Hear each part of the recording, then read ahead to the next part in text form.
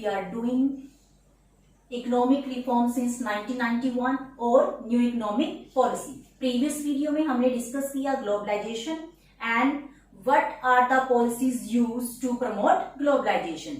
Today we will discuss about the merit of LPG policy. It means जब भी किसी policy को हम ऑप्ट करते हैं तो मे भी हो सकता है उसकी कुछ मेरिट और कुछ डीमेरिट्स हो। Let's start. First of all an appraisal of LPG policy. First of all appraisal का मीनिंग देखेंगे। अप्रेजल का मतलब होता है किसी भी चीज को एनालाइज करना, ठीक है। इट मीन्स उसकी दोनों साइड्स को प्रॉपर वे में एनालाइज करना भी। अगर हम किसी पॉलिसी को यूज कर रहे हैं तो what are its merit and what are its demerit. तो किसी भी पॉलिसी को अप्रेजल करना या उसको एनालाइज करने की जरूरत क्यों होती है?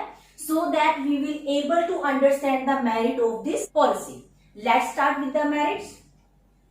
Merit of LPG policy. It means LPG policy, LPG का मतलब होता है liberalisation, privatisation and globalisation. It means जब इस पॉलिसी को यूज किया गया तो उसके क्या बेनिफिट्स हुए?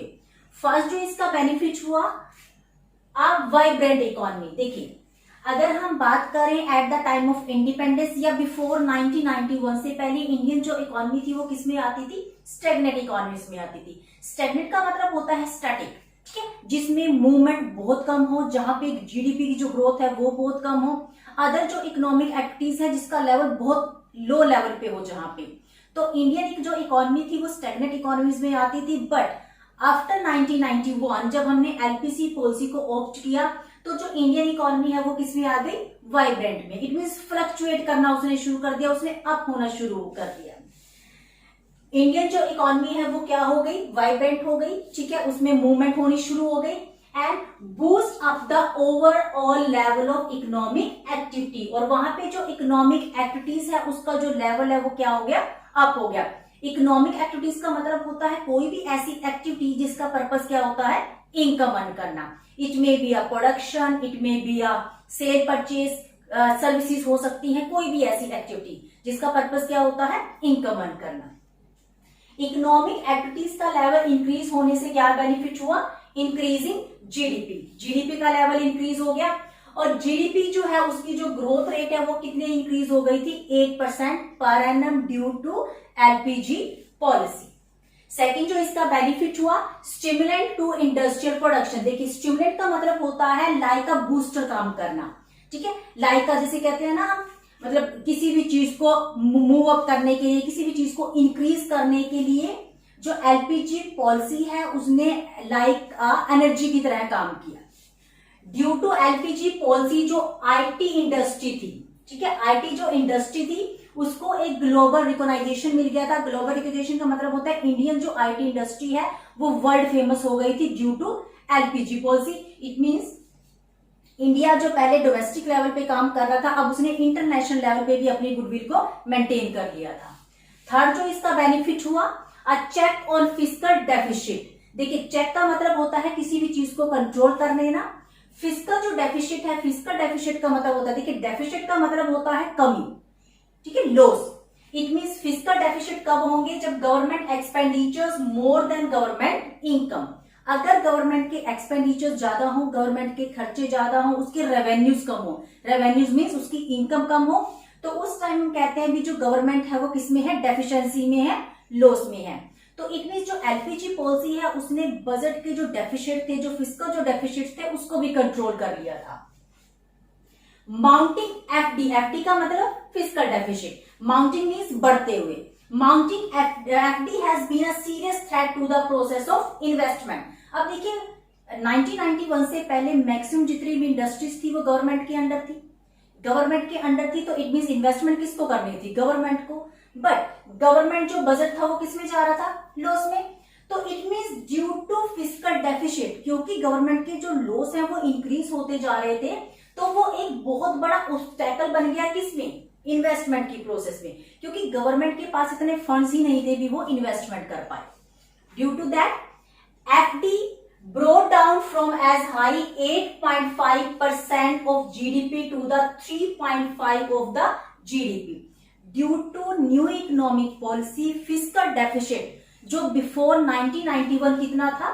8.5% था जीडीपी का, वो कितना डिक्रीज हो गया था 3.5%। इट मींस 5% से जो फिस्कल डेफिसिट थे वो क्या हो गए थे, डिक्रीज हो गए थे due to new economic policy. क्योंकि न्यू इकोनॉमिक पॉलिसी की वजह से लिबरलाइजेशन हुआ, ग्लोबलाइजेशन, नंबर ऑफ जो एमएनसीज है वो इंडिया में आई, इससे गवर्नमेंट के रेवेन्यूज इंक्रीज हुए, तो गवर्नमेंट के जो लॉस हैं वो डिक्रीज होने शुरू हो गए और गवर्नमेंट ने इनकम अर्न करना शुरू कर दिया।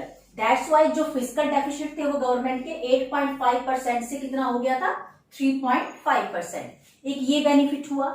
नेक्स्ट जो बेनिफिट हुआ, check on inflation. Check means वही कंट्रोल करना। इन्फ्लेशन होता है प्राइसेस का बढ़ना। इट मीन्स बिफोर 1991 जो प्राइसेस है वो बहुत हाई रेट से इंक्रीज हो रहे थे, but due to LPG policy price को कंट्रोल कर लिया गया, कीमतों को स्टेबल कर दिया गया। कैसे हुआ वो, due to greater flow of goods and services. अब देखिए गुड्स एंड सर्विसेज का फ्लो इंक्रीज हो गया, कहां पे, इंडियन इकोनॉमी में, क्योंकि इंपोर्ट पे जो भी रिस्ट्रिक्शंस थी उसको रिमूव कर दिया गया। तो इससे क्या हुआ, फॉरेन का जो प्रोडक्ट है वो हमारी कंट्री में आना शुरू हो गया और गुड्स का फ्लो इंक्रीज होने से जो रेट ऑफ इन्फ्लेशन है वो क्या हो गई, डिक्रीज हो गई। अब देखिए गुड्स का के फ्लो का रेट ऑफ इन्फ्लेशन से क्या लिंक है, किसी भी प्रोडक्ट के प्राइसेस कब होते हैं, if demand greater than supply. अगर डिमांड ज्यादा है सप्लाई कम है, but due to liberalisation, due to globalisation, due to privatisation goods का जो फ्लो है वो इंक्रीज हो गया। इट मीन सप्लाई इंक्रीज हो गई। ठीक है, सप्लाई इंक्रीज होने से जो प्राइसेस थे, जो इन्फ्लेशन है उसकी जो रेट है वो क्या हो गई, डिक्रीज हो गई। एंड बिफोर दैट का मतलब है न्यू इकोनॉमिक पॉलिसी से पहले rise in interest rate.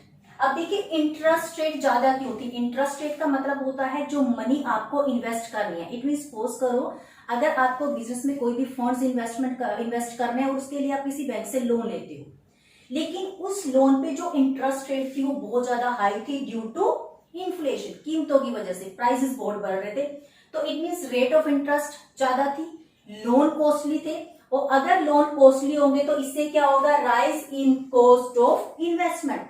Investment की जो कॉस्ट है वो क्या हो जाएगी, इंक्रीज हो जाएगी। इट मीन्स हम इन्वेस्टमेंट तो करेंगे, कहीं से फंड्स वगैरह लेंगे हम, उसके बाद उसको इन्वेस्ट करेंगे, बट क्योंकि इंटरेस्ट रेट ज्यादा है तो इन्वेस्टमेंट की जो कॉस्ट है वो क्या हो जाएगी, इंक्रीज हो जाएगी। और अगर इन्वेस्टमेंट की कॉस्ट इंक्रीज हो जाए तो हम कम से कम इन्वेस्टमेंट करेंगे, और अगर इन्वेस्टमेंट कम करेंगे तो उससे हमारी जो जीडीपी है उसके ऊपर उसका नेगेटिव इफेक्ट पड़ेगा, क्योंकि जितनी ज्यादा इन्वेस्टमेंट उतना हायर लेवल ऑफ जीडीपी, क्योंकि इन्वेस्टमेंट होगी, एम्प्लॉयमेंट का लेवल बढ़ेगा, प्रोडक्शन बढ़ेगी तो जीडीपी बढ़ेगी। But due to inflation interest rate बहुत ज्यादा थी, इंटरेस्ट रेट की वजह से इन्वेस्टमेंट का लेवल बहुत कम था और जीडीपी का लेवल भी बहुत कम था before new economic policy. It means benefit क्या हुआ, इन्फ्लेशन को कंट्रोल कर लिया गया। नेक्स्ट अगर हम इसकी बात करें 2011, 12 और 13-14 में इन्फ्लेशन की जो रेंज थी वो क्या थी, 6 to 9% per annum. Due to new economic policy 2018-19 में जो रेट है वो कितनी रह गई थी, 3.4% पर एनम। इट मीन्स ये बेनिफिट हुआ। इट मीन्स जो इन्फ्लेशन की रेट है वो 6 to 9% से डिक्रीज हो गई, कितना हो गई थी, 3.4%। नेक्स्ट जो इसका बेनिफिट हुआ दैट कंज्यूमर सॉवरेनिटी। अब देखिए इसको जब हमने इकोनॉमिक पॉलिसी के बारे में पढ़ा था तो उसकी हमने बात की थी, कंज्यूमर सॉवरेनिटी होता क्या है। कंज्यूमर सॉवरेनिटी का मतलब होता है कंज्यूमर को लाइक अ गुड ट्रीट करना। ठीक है, इसको कंज्यूमर को प्रायोरिटी देना। इट मीन्स जो कंज्यूमर चाहेगा वही प्रोडक्ट मार्केट में आएगा। Due to MNCs, due to privatisation, consumer जो कस्टमर्स थे उसको इंपॉर्टेंस मिलनी शुरू हो गई, उसकी चॉइस को ध्यान में रखने शुरू कर दिया। तो इससे बेनिफिट क्या हुआ, increase in the consumer choice and preference. पहले जो मार्केट थी वो कैसी थी, प्रोडक्ट ओरिएंटेड। इट मीन्स क्योंकि सारी जो मार्केट थी वो गवर्नमेंट के कंट्रोल में थी, तो जो प्रोडक्ट आपको बना दिया गया, जो प्रोडक्ट मार्केट में लॉन्च कर दिया गया, you have to purchase that product. But due to LPG policy, due to competition, market कैसी हो गई, कंज्यूमर ओरिएंटेड। ठीक है, और इससे कंज्यूमर की जो चॉइस है, उसकी जो प्रायोरिटी है, उसकी जो प्रेफरेंस है वो इंक्रीज हो गई। कंज्यूमर के पास नंबर ऑफ प्रोडक्ट मार्केट में अवेलेबल हो गए। इससे क्या हुआ, rise in the overall expenditure of house hold. इससे लोगों के एक्सपेंडिचर, खर्च करने की जो हैबिट है उनका जो नेचर है वो इंक्रीज हुआ। इट मीन्स हाउस होल्ड जो एक्सपेंसेस है वो इंक्रीज होने शुरू हो गए and that's why rise in the welfare status या फिर लिविंग स्टैंडर्ड। अब जितना ज्यादा गुड क्वालिटी गुड्स को हम परचेज करेंगे, कंज्यूम करेंगे, उससे हमारा जो लिविंग स्टैंडर्ड है वो क्या होगा, अप होगा। It means due to LPG policy जो कंज्यूमर सैनिटी के कंसेप्ट को इंपोर्टेंस दी गई, इससे लोगों का living standard. Are some more merits of LPG policy. Let's start. Substantial increase in foreign exchange reserve. It means due to LPG policy जो foreign exchange reserves थे उसमें एकदम से बहुत ज्यादा इंक्रीज आ गया, एकदम से बहुत ज्यादा जंप आ गया। मेन रीजन जो था एलपीजी पॉलिसीज को इंट्रोड्यूस करने का, that is the depletion in the forex reserve. Forex reserve का मतलब होता है foreign exchange reserve. It means LPG policy को इंट्रोड्यूस करने के पीछे सबसे बड़ा जो रीजन था वो क्या था, इंडिया में जो फॉरेक्स रिजर्व थे वो बहुत ज्यादा डिक्रीज हो गए थे। फॉरेन जो करेंसीज थी उसकी जो रिजर्व थे वो डिक्रीज हो गए थे इंडिया में। दैट्स वाई हमें मूव करना पड़ा एलपीजी पॉलिसी की तरफ। Due to LPG policy increase in the forex reserve, LPG policy की वजह से नंबर ऑफ एमएनसीज आई, इंडिया में फॉरेन डायरेक्ट इन्वेस्टमेंट इंक्रीज हो गई। इससे क्या हुआ, इंडिया में जो फॉरेन एक्सचेंज जो रिजर्व्स हैं वो क्या हो गए, इंक्रीज हो गए and that's why enhance the confidence of global investor। Economic confidence का मतलब होता है जो फॉरेनर है अब वो कॉन्फिडेंट थे इंडिया में मनी इन्वेस्ट करने के लिए। रीजन बिहाइंड दैट, क्योंकि due to LPG policy India में जो फॉरेक्स जो रिजर्व है वो इंक्रीज हो गए थे। एक इसका ये बेनिफिट हुआ। नेक्स्ट जो बेनिफिट हुआ, flow of private foreign investment. It means forex reserve भी इंक्रीज हुए और साथ के साथ जो फॉरेन इन्वेस्टमेंट थी, जो प्राइवेट फॉरेन इन्वेस्टमेंट थी वो भी इंक्रीज हुई। Private foreign investment has taken a big jump after the LPG policy. PFI का मतलब है private foreign investment. It means LPG policy के बाद या एलपीजी पॉलिसी की वजह से जो प्राइवेट फॉरेन इन्वेस्टमेंट है वो एकदम से इंक्रीज हो गई। अब हमें प्राइवेट फॉरेन इन्वेस्टमेंट की जरूरत क्यों थी, हम क्यों चाहते थे भी जो फॉरेनर जो इन्वेस्टर्स हैं वो इंडिया में मनी इन्वेस्ट करें। Reason behind that, domestic economy was not generating enough surplus for investment. As we all know, Indian जो इकोनॉमी थी उसमें फिजिकल डेफिसिट बहुत ज्यादा थे, गवर्नमेंट बहुत ज्यादा लॉस में जा रही थी। इट मीन्स हमारे पास इतने फंड्स नहीं थे भी हम उन फंड्स को इन्वेस्ट कर पाए। ठीक है, हमारे पास फंड्स की कमी थी।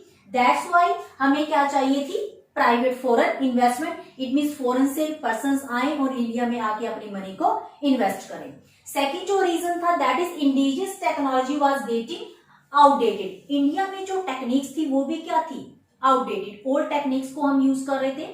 जैसे ही कोई एमएनसी इंडिया में आएगी या कोई भी कंपनी अगर इंडिया में आके काम करेगी तो वो कैपिटल के साथ अपनी टेक्निक्स भी लेके आएगी और इसका जो बेनिफिट होगा वो इंडियन जो भी हमारे एंटरप्रेन्योर है, ठीक है, जो भी बिजनेसमैन है उसको भी होगा। इट मीन्स हमें जो प्राइवेट फॉरेन इन्वेस्टमेंट की जो जरूरत थी उसके पीछे दो रीजन थे। एक तो हमारे पास इतना सरप्लस नहीं था कि जिसको हमें री इन्वेस्ट कर सके, और दूसरी हमारी जो टेक्निक्स थी, हमारे जो मेथड थे वो ओल्ड थे। दैट्स वाई हमें फॉरेन इन्वेस्टमेंट की रिक्वायरमेंट थी। तो इससे बेनिफिट हुआ, फॉरेन जो डायरेक्ट इन्वेस्टमेंट है, प्राइवेट जो फॉरेन इन्वेस्टमेंट है इंडिया में वो इंक्रीज हो गई। नेक्स्ट जो इसका बेनिफिट हुआ, recognisation of India as a economic power. It means अगर हम बात करें वर्ल्ड लेवल पे, ठीक है, तो इंडियन जो इकोनॉमी थी उसने अपना एक रेपुटेशन, एक अपनी गुडविल उसने वहां पे मेंटेन कर ली थी, या उसकी जो रैंकिंग थी वो अप होनी शुरू हो गई थी after LPG policy. Due to LPG policy India में जो इकोनॉमिक एक्टिविटीज है उसका लेवल इंक्रीज हुआ। इकोनॉमिक एक्टिविटीज का मतलब production, sale, purchase, manufacturing, services, जो भी अपना डिफरेंट टाइप की एक्टिविटीज जिसका पर्पस इनकम अर्न करना होता है। इट मीन्स एलपीजी पॉलिसी की वजह से इंडिया में जो इकोनॉमिक एक्टिविटीज है उसका लेवल इंक्रीज हुआ। अब इसका लेवल इंक्रीज होने से raise India economic ranking in the world, इससे वर्ल्ड में इंडिया की जो रैंकिंग है उसने अप होना शुरू कर दिया। इट मीन्स हमने लोअर जो लेवल है, लोअर रैंक से हम अपर रैंक की तरफ हमने मूव करना शुरू कर दिया। इसका बेनिफिट क्या हुआ, boost the confidence of the global investor, क्योंकि हमारे इंडिया जो है वो इकोनॉमिक पावर बन रहा था, तो दैट्स वाई जो ग्लोबल इन्वेस्टर्स हैं उनका कॉन्फिडेंस बढ़ गया। It means they can invest their money in India and generate very enough income. After that इसका जो बेनिफिट हुआ, a shift from monopoly market to competitive market. It means before LPG policy India में कौन सी policy use की जा रही थी, inward looking trade strategy, और उसमें जो कंपटीशन है उसको डिक्रीज करने के लिए या कंपटीशन से बचने के लिए गवर्नमेंट ने क्या किया था, लाइसेंसिंग, कोटा, टैरिफ जिसको हम बोलते हैं, टैरिफ या कोटा जो पॉलिसी है उसको यूज किया था ताकि हम फॉरेन से गुड्स को इंपोर्ट ना कर पाए और हमारा जो डोमेस्टिक प्रोडक्ट है उसको फॉरेन प्रोडक्ट के साथ कंपटीशन ना करना पड़े। बट आफ्टर एलपीजी पॉलिसी की वजह से डिफरेंट टाइप की जो भी ऑब्स्टेकल्स थी, जो रिस्ट्रिक्शंस थी, ठीक है, लाइसेंसिंग का जो डिफरेंट टाइप की जो लाइसेंसिंग रूल्स वगैरह जो थे उसको रिमूव कर दिया गया। तो इससे जो मार्केट है वो मोनोपोली से क्या हो गई, कॉम्पिटिटिव। मोनोपोली का मतलब होता है सेंट्रलाइज्ड, ठीक है, जो पावर है वो किसी एक ही पर्सन के हाथ में या कुछ पर्सन के हाथ में जो पावर थी, मतलब हमें फॉरेन गुड्स के साथ कॉम्पिटिट नहीं करना था। लेकिन अब जो मार्केट है वो मोनोपोली मार्केट से क्या हो गई थी, competitive market. Reason behind that, क्योंकि एमएनसीज आ गई, उन्होंने अपना प्रोडक्ट बनाना शुरू कर दिया, साथ के साथ इंपोर्ट के ऊपर से जो रिस्ट्रिक्शंस है उसको रिमूव कर दिया गया। अब देखिए एलपीजी पॉलिसी की वजह से स्ट्रक्चर ट्रांसफॉर्मेशन हुआ, ठीक है, कंपटीशन आया मार्केट में। इंडिया जो पहले मैक्सिमम जो पर्सन जो प्राइवेट सेक्टर में लगे हुए थे उन्होंने सेकेंडरी सेक्टर, इंडस्ट्रियल सेक्टर और जो सर्विस सेक्टर है उसकी तरफ मूव करना शुरू कर दिया। इसके बाद डिफरेंट टाइप की रिस्ट्रिक्शंस रिमूव हुई, रिस्ट्रिक्शंस के रिमूव होने की वजह से एमएनसीज ने एंटर किया। That's why diversification in goods and services, different type के जो प्रोडक्ट हैं वो मार्केट में आ गए, मार्केट में कंपटीशन इंक्रीज हो गया, और where there is competition there is more good quality product are available. It means अगर गुड्स हमें बेटर क्वालिटी की चाहिए तो there should be competition in the market. तो एलपीजी पॉलिसी की वजह से जो मोनोपोली मार्केट थी वो किसमें कन्वर्ट हो गई थी, कॉम्पिटिटिव मार्केट में कन्वर्ट हो गई थी। That's all about the merit of LPG policy. In the next video, we will discuss about the demerit of LPG policy.